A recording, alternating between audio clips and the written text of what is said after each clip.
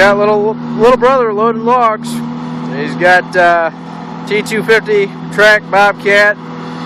Grapple makes it real nice because you can grab the logs, pick them out of the pile, and set them where you want to on the truck. It's real nice. I'm real glad we got it.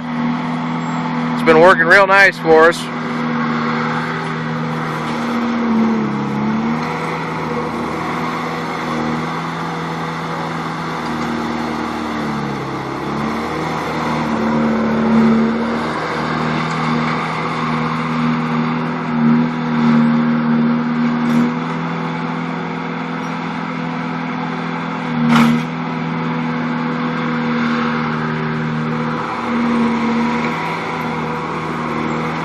As you can see, we're in a tight spot, which comes in handy.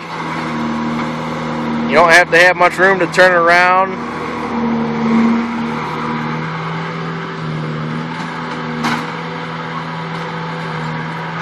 Got a lot of dead ash in this job.